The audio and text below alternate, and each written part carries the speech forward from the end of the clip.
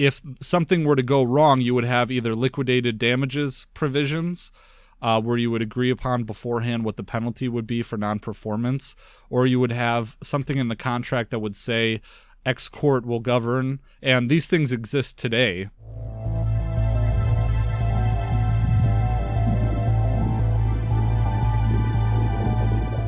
Hello, friends, and welcome back to another episode of the Liberty Weekly podcast. This one is episode 107, and the show notes may be found at libertyweekly.net/107. I'm your host, as always, Patrick McFarlane, and today I'm just going to be talking a little bit about how much the small claims courts and the small claims process sucks, and how in this system and in my practice, I've already encountered the problem of a small claims judgment just being a certificate that you can put in a frame and put on the wall, because that's really all it's good for. At least if your client is delinquent or some kind of dirtbag that doesn't really care if there's judgments against him, or if there's someone that doesn't own any property in the county that you can put a lien on. And so I wanted to talk about that. I wanted to reflect a little bit on the show and where I'm at with the show. So maybe I'll just start off with that. So I was talking to a patron of the show, Kyle, shout out Kyle, this weekend on my Discord channel, which there is a Liberty Weekly Discord channel, and I've had it for quite some time. And I don't know, it'd be cool if people joined it. So maybe I'll put a link in the show notes page that isn't set to expire. So you can join us on Discord. I know there's a lot of people that are on Discord in the libertarian community. And so I've been trying to connect with people on Discord.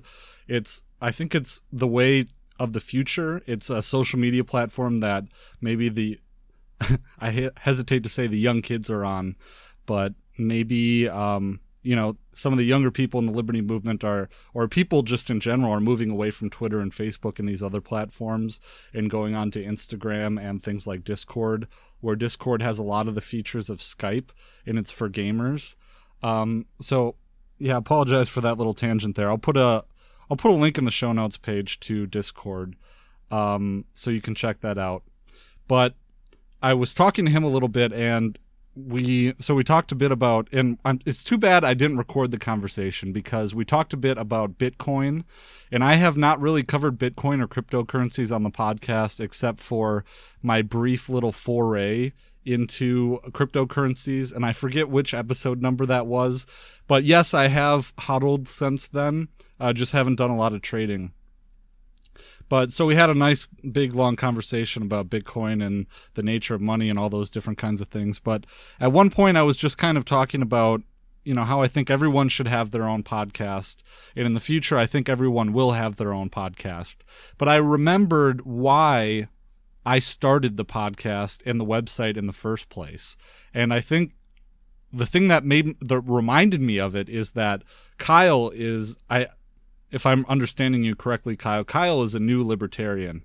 And I remember being in that phase where, a new ANCAP at least, or someone who was flirting with the ANCAP philosophy, or voluntarism as I would prefer to put it, because I think ANCAP is a different subset. It's a subset maybe of voluntarism. There's a lot of people that are ditching that term ANCAP. That's fine. Neither here nor there. But I remember being very new in that stage. And if you go back to the earlier episodes of the podcast, which I would suggest you do, you can see that passion and that, I guess I named it the evangelical phase of being a new voluntarist and discovering Rothbard and discovering the philosophy and all these different things. But I remember I think it's safe to say that my evangelical phase, in quotes, is over. I don't know if that's it's been 3 years now, I guess, that I've been a voluntarist and really studied these principles and had the show. And I started the show because during that evangelical phase, you are very, very excited and thrilled about this new discovery that you've made, and you want to talk to people, and you get this sense of isolationism a little bit, or isolation from other people who don't understand the philosophy and who don't live in this sphere and who don't live in this world. And that can be very frustrating and at times pretty depressing.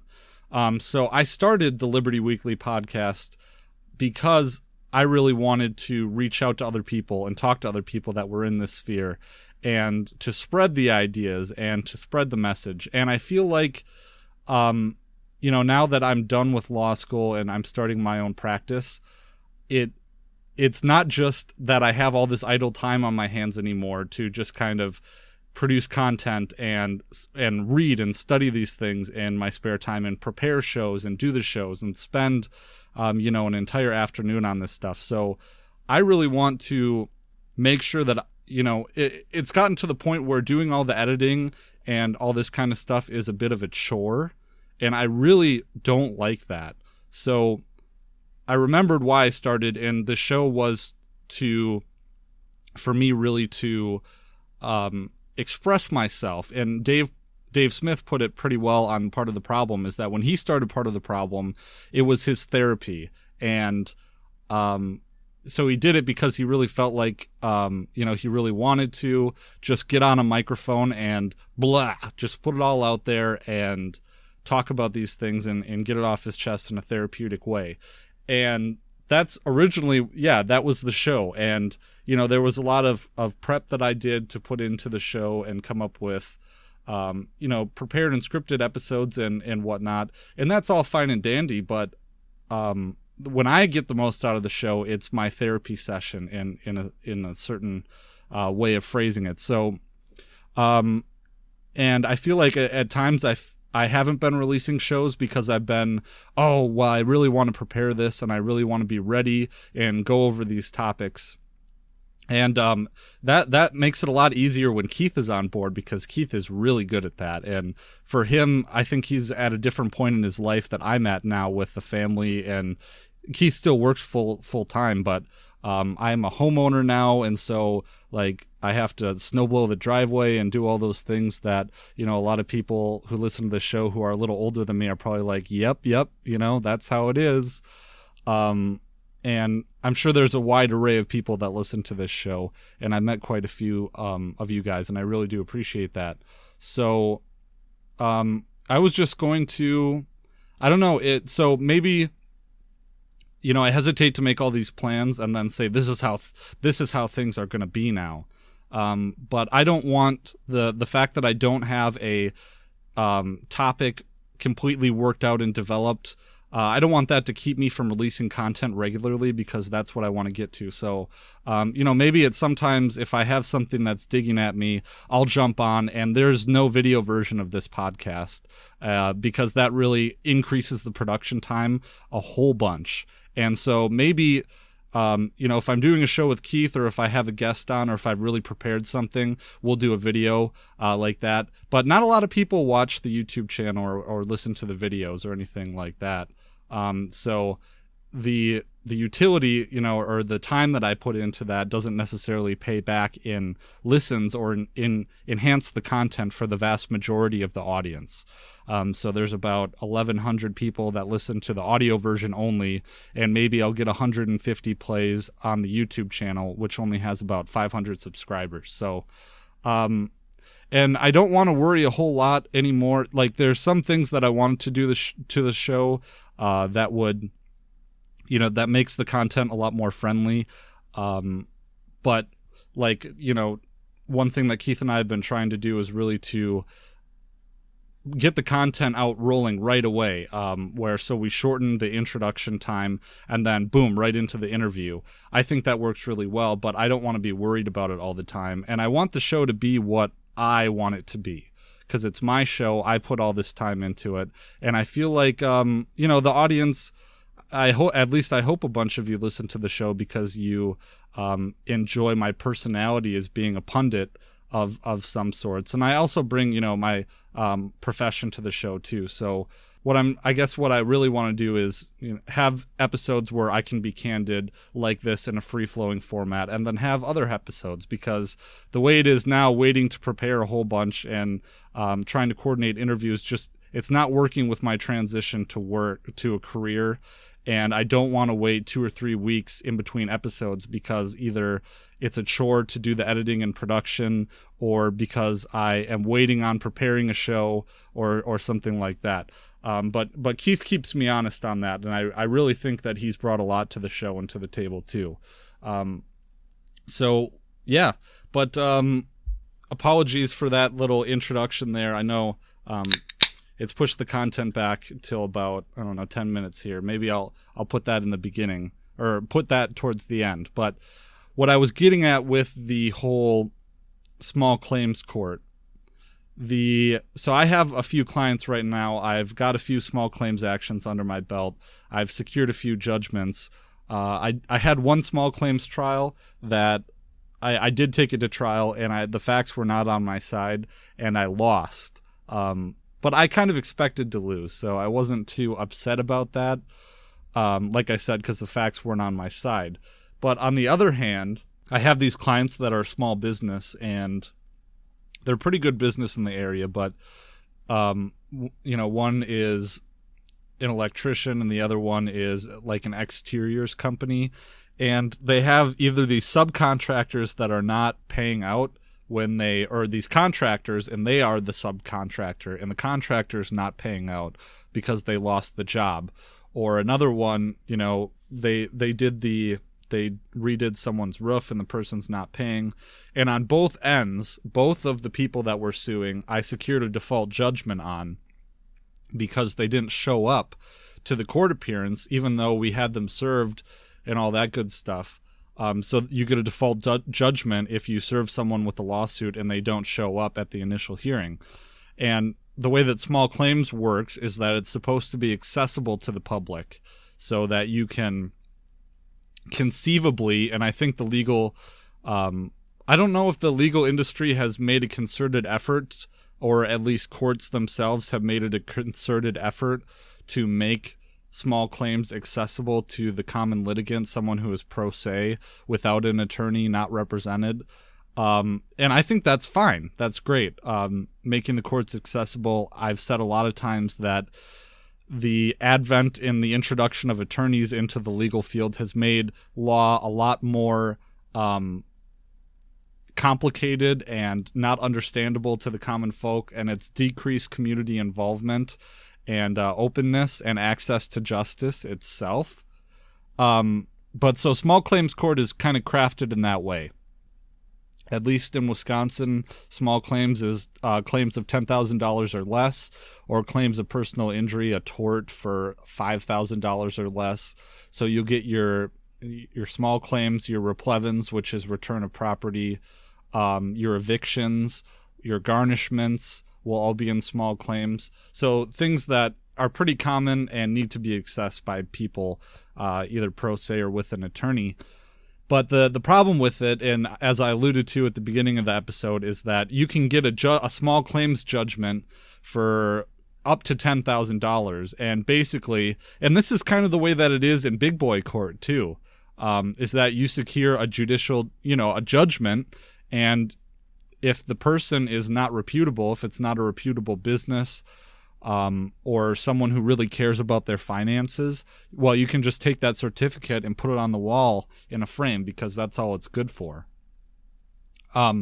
So there's this problem, and I don't think that the court system as monopolized by the government is very good at this. So if you secure a conviction, or not a conviction, but if you secure a verdict in small claims court or in any court, you can docket the judgment and have it attached to if this person owns real estate in the county in which you secured the conviction or the verdict. Jeez, I'm mincing my terms. So you can do that. You can also get a transcript of the judgment, and you can have it transferred to a different county in the same state, and that county will more likely than not, maybe even bound by statute, to attach a judicial lien on anyone's property that they have in that county. And so putting a lien on someone's property makes it so that they can't encumber that property at all. They can't take out a loan against it. That really ties you down. Plus, it ruins your credit report. Plus, other people can go on CCAP, which is Wisconsin Circuit Court access, and see that you've had a small claims judgment against you. And that lien is in place for about 10 years. So there is some coercive way in which the court can put a lien on someone's property and return that judgment to the plaintiff. And I just don't think that it's very effective, because you get a lot of people, and in a lot of ways, the criticisms that I've heard of the court system will be that, well, you just get people that would not recognize the judgment of whatever court that you're trying to use. That's why we have to have a coercive power, why the court has to have jurisdiction and coercive power over these litigants. And to that I would say, in the criminal courts, you have the power of the state to come in and grab someone and restrain their liberty. But how well is the court system the way it is? How well is it at securing and returning these judgments and actually having them collect in small claims when it comes to people that are not pathetic, but they're dirtbags, and they won't come in. They won't recognize any kind of judgment against them. They won't show up to their court dates. How do you get that judgment? I think that's a question that the government courts have not been able to address. So to solve this question, I've really looked to The Machinery of Freedom, which is David D. Friedman's book. It's a guide to a radical capitalism. And in it, he kind of lays out how he thinks an anarcho-capitalist society, as he describes it. And this is a book from 1966, I believe, and it's had 3 editions, so he's updated it. But he explains how every single facet of a libertarian society or an anarcho-capitalist society could function, conceivably, theoretically. And he describes the way that a court system could work in it, and I think that, and it's kind of the system that I've adopted, and I think that I've outlined in the show multiple times that I think that free market, what you're really seeking when you define a libertarian free market society, is that you're looking for a free market in the production and enforcement of law itself. That's really the hallmark of what a free society would be. And I think that kind of society would, without a monopoly, would have to be by necessity libertarian, because enforcing judgments that aren't, or enforcing laws that have no victim or aren't economical would cost way too much money. It just would not work. If you didn't have a victim to provide justice for, then who's gonna pay for your pursuit of that justice? If you don't have tax cattle to be taxing and bringing in the revenue to support this endeavor that just is not productive. So in chapter 29 of The Machinery of Freedom, David D. Friedman kind of lays out how police, courts, and laws on the market would work. So in the easiest case, so everything, a lot of this would be government. It would be done by contract. And of course, government is not the right term, but you would have firms or private arbitration firms that would draw up a contract, and then it would work a lot like insurance firms would work, where if people from 2 different terms would come together, and if they had a dispute, if people who were represented by 2 different arbitration firms had a dispute, then there would be a preordained court that would have jurisdiction over it by contract, that it would be written up. Or 2 different agencies, if X agency is dealing with Y agency, they would have some sort of arbitration system that would take that by default. And a certain person who subscribed to these agencies, kind of like insurance, would agree beforehand that if a dispute were to come up with this party, we would agree on this court, and that would be written into the contract that you have with your arbitration service that is representing you. And I think that in a free market, the services and the subscription fee, for lack of a better term, would be so cheap because everybody would need one. And if you don't have a monopoly on it, you have all these different systems that are emerging. And, this arbitration system doesn't necessarily have to even resemble law as it currently exists. So, and I think that, a lot of these things are contractual, things that come into small claims courts. are contractual in nature, whether it's an eviction or a lot of the business litigation that I would see would be contractual, whether, if it's a job that needed to be done.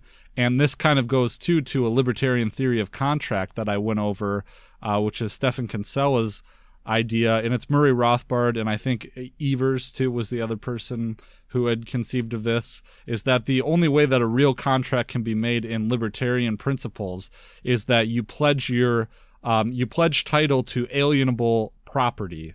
And if something were to go wrong, you would have either liquidated damages provisions, where you would agree upon beforehand what the penalty would be for non-performance, or you would have something in the contract that would say X court will govern, and these things exist today. In fact, amongst large businesses, or even amongst operating agreements that I've worked on for LLCs, it has provisions in it that if there is ever a conflict that comes up, we agree beforehand that this would be heard before arbitration in X city. And so that already works today. So, and then, in a society where we actually didn't have government schools, people would know how these things work as opposed to trying to figure it out themselves after the fact. So if you have a libertarian theory of contract, it would make sense that in every contract you enter into, there would be a liquidated damage provision, or you would have, if it's a business deal, you would pledge title to alienable property, that if I fail to perform on this, then you gain title to X amount of dollars or whatever car or vehicle that would be. So that would be a way that I think small claims courts would handle people who do not abide by the power of the court, do not show up. They have already pre-pledged X amount of dollars or X property upon non-performance. And without that pledge of alienable property, there wouldn't be a way to come up with a contract or enforce the contract, because it is non-libertarian to have a court, and probably would not be economical for a dispute resolution arbitration firm. It would not be economical for them to go around getting direct performance, which would be forcing someone to perform on a contract. Even in this day and age, that is an extreme remedy to have directed performance, and courts usually don't order that unless it is a very specific thing, like the sale of real estate that is contracted for. And even then, you have offer to purchase, where you have earnest money that is put down, and if they fail to perform on that, then if the buyer fails to perform on the earnest money that is put down, then they forfeit that earnest money, usually $500 or $1,000, depending on how large the property is and how valuable it is. So this problem of having people that do not abide by the order of the court or the jurisdiction of the court, or if you go to court, you have this big long trial process, and you secure the verdict at the end of the day, and this piece of crap person that has, a whole bunch of small claims judgments against them is not respected in the community, doesn't have any property that you can put a lien on, and will thumb their nose at you entirely. Well, if it's in their best interest already beforehand, you can't enter into contracts without pledging title to alienable property, or without already having agreed to submit to a jurisdiction of the court. And then, in terms of people who just completely will not have an arbitration firm in this theoristic libertarian society, who's going to do business with them? The alienation is a real thing, and it's something that has existed and worked throughout societies for time immemorial. So that's what I think about that. And I'm actually planning an episode on the machinery of freedom, and going through and detailing in detail and reading quotes and whatnot. I thought I might record that episode tonight, but I just wanted to rant a little bit about small claims, because it really kind of bugs me. I want to be able to collect for my clients, and I'm at the point where I've already secured that verdict. but I can't collect. And that's just kind of the way it is. And I want to be able to tell my clients that, yes, I can get that money for you. But even to take the steps like wage garnishment, well, this guy owns his own business, he doesn't have wages, and the business is not reputable. It's not an LLC, so he has personal liability for his failure to perform on these contracts. But there's no way to collect, and he's in contempt of a financial order that was ordered, and it's just not very satisfying at all. So I thought that'd be an interesting thing to talk about for this episode, which I wanted to keep rather short here. So yeah, that's where I'm at. I hope you enjoyed the format of this episode. A couple housekeeping measures. I am planning on recording an episode this weekend with Keith. Not too sure when I'm going to get to the Machinery of Freedom episode, but it's one that I have on the burner here. I have really actually this time resurrected the Liberty Weekly email list. So sign up at libertyweekly.net/email. I've been coming out with Tom Woods style emails, but also kind of book reviews in some way. So I think you'll really enjoy it. You'll enjoy kind of my personal anecdotes and stories. But also I can point some really good books in your direction in a format that is right to your inbox. So I'm not sure about the exactly the schedule of which days per week, but I'm looking at trying to put out 2 emails per week. Plus you'll get updates of every time an episode drops for this show.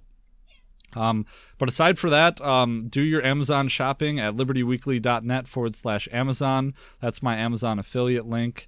Also sign up to be a patron at patreon.com/libertyweekly. I put out some interesting content this last weekend. I did a DJ session where I spun some of my new records. And I was able to put that in an audio format for you patrons. But also I live streamed it on YouTube and got some copyright issues. But I can still put that on BitChute and have you access that.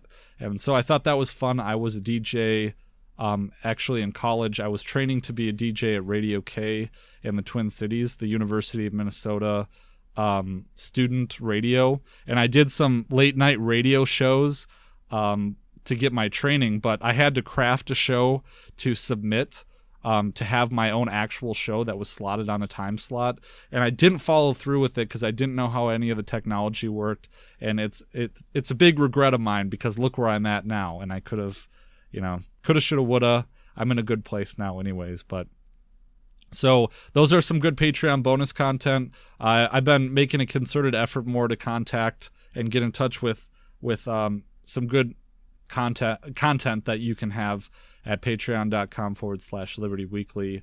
Other than that, I really appreciate you guys listening. Looking forward to recording another episode this weekend and getting that out to you. So thanks a lot. Peace.